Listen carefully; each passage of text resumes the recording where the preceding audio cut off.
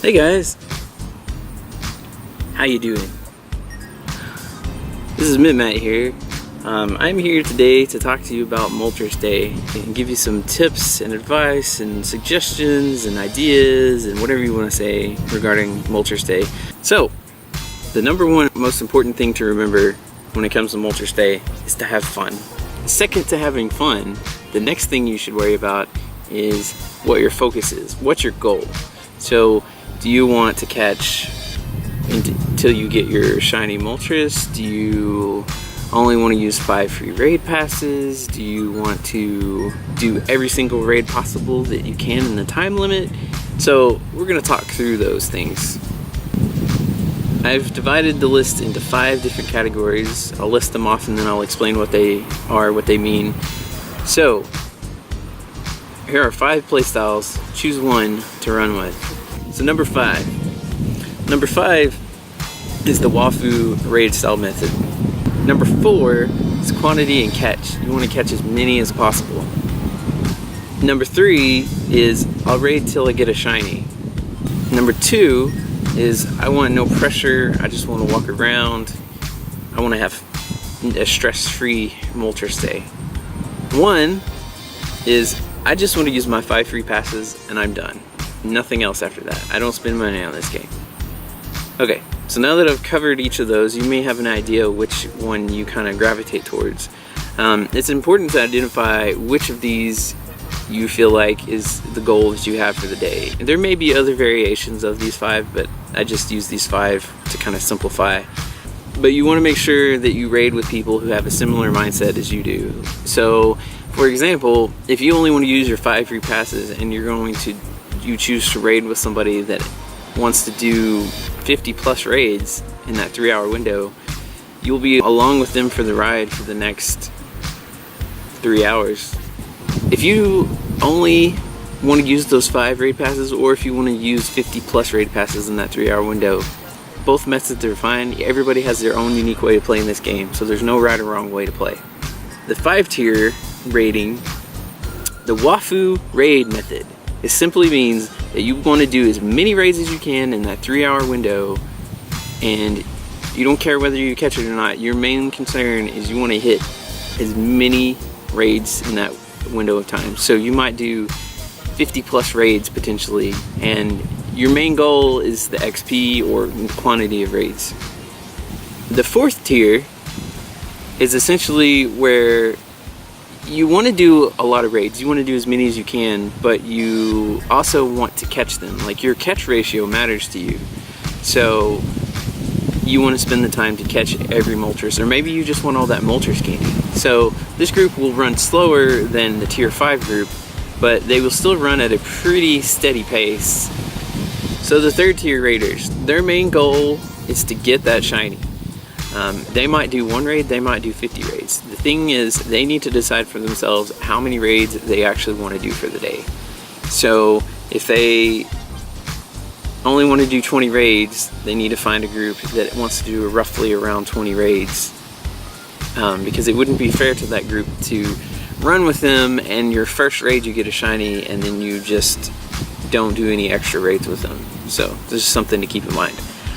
The 2nd tier group, they don't want all the pressure and stresses of like rushing from raid to raid and catching as many Moltres as possible. They want to take their time and hang out with the people around them. Most likely they will be finding a walking path and walking with a group. And finally, the 1st tier raiders, these are the ones that only want to use their 5 passes. So you get your 5 free passes during the day, and that's all they care to use. Okay, so here's some things you can do to prepare for Moltres Day. The first thing you need to do is decide which tier you fall into, and then find a group that has a similar mindset. You need to know your route. You need to know what gyms you plan to hit and how many gyms you plan to hit. When you are planning your route, you need to know what is your goal? How many gyms do you want to hit? So let's say you want to hit 25 gyms. So plan a route that has at least 25 gyms. I almost recommend that you may do an extra 5 if you're doing 25.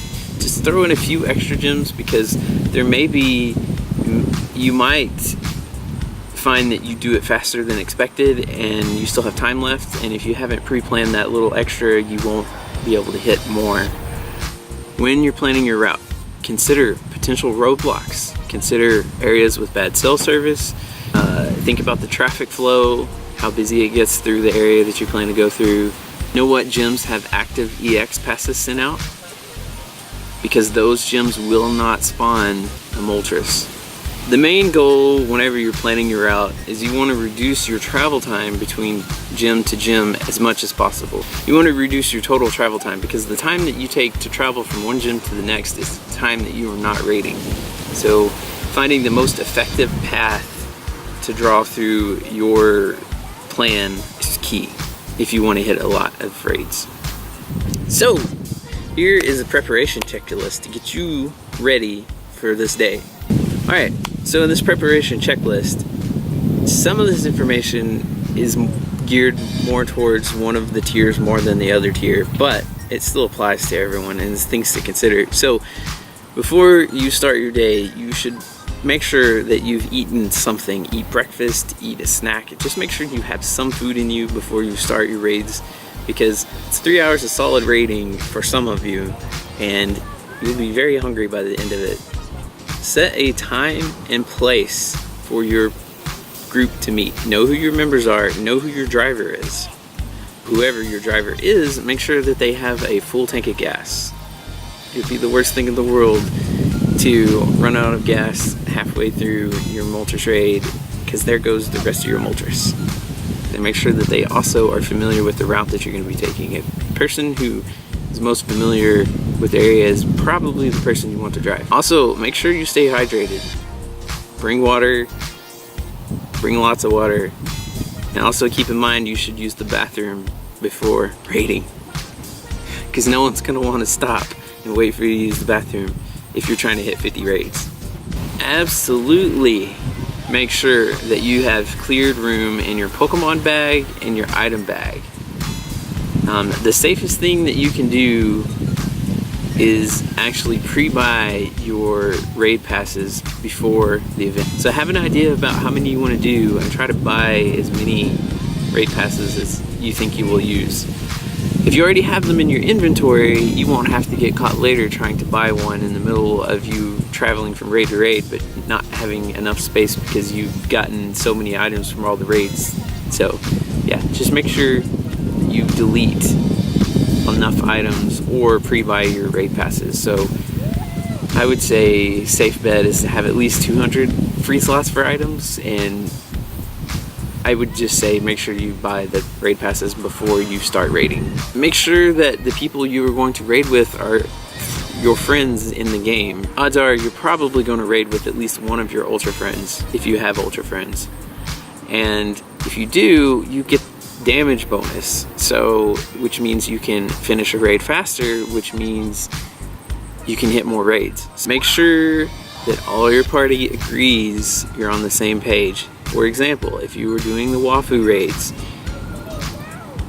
you need to make sure that everyone on your team is okay with running for Moltres, because in this most extreme raid style, you will run from lots of Moltres. If you don't catch it by the time you're at the next raid, you have maybe one more shot because somebody's already started the lobby for the next raid.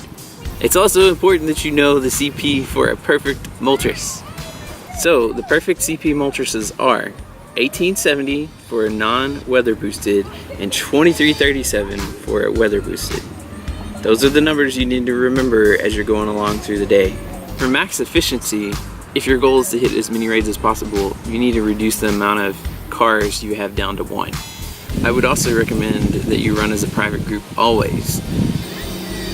Every time you get to a raid, if your goal again is to hit as many as possible, someone in your group needs to start your raid right away as soon as you get there. So that means you almost need to have a designated runner, and what I mean by that is you need someone who will always run from the Moltres. I don't mean the same person. Maybe you just decide that whoever's got the lowest CP Moltres will always run. A really awesome thing to do is, you guys, if you are driving around in a car, you guys should treat your driver to dinner after you're done raiding, because especially if they do a good job and get you from point A to point B. I'm just saying, be a nice way to repay them for the gas that they used. This is just a minor note, but be sure to use your lucky eggs, and probably star pieces too, especially because we will be getting the Stardust bonus thingy that I can't remember all the details on. I wonder if we get it from raids. But anyway, use your lucky eggs, because if you, let's say you do 50 raids, that's 1 million experience in 3 hours. It's really awesome. Alright, so my first raid day was Zapdos Day. Oh, that's not right. My first raid day was Articuno Day. On Articuno Day, we actually managed to do 25 raids, and we were not going the Wafu method. We were trying to catch as many as possible. To prepare, I actually took the time to make a planned out route. I gave us a little buffer of extra ones, and our plan was to do about 20, and we actually wound up doing 25. So that's why I made that comment before about having that buffer just in case, especially now. That's more so true with Ultra Friends and the boost that you get from the damage. We don't know exactly how that's going to affect the game for these days yet. The next time was Zapdos, of course, and we did 32 raids, and we did the extra because we knew more about what we were doing, but also we modified the route to avoid things like areas with bad cell service, and so it worked a lot better. So it's just things to consider. But at any rate, I wanted to put this video together to try to help everyone who does. At any rate, I put this video together because I wanted to try to help any of you who might want just a little extra information or a strategy on how you can figure out what to do for Moltres Day, just so you're better prepared. Yeah. So, do you have any ideas or suggestions? Is there anything I didn't say? Is there anything you disagree with? Feel free to leave some comments down below to let me and everyone else know. You know, let's help each other out and figure out, like, learn from each other. Yeah, let's do that. So anyway, it's awesome. I'm glad that you took some time to spend with me today. I hope this was helpful to you in some way. If it was, please let me know how it was. If it wasn't, let me know how it wasn't. Let me see what I can do better. Anyway, it's been awesome. Thanks again. Hope to see you again soon. I will talk to you later.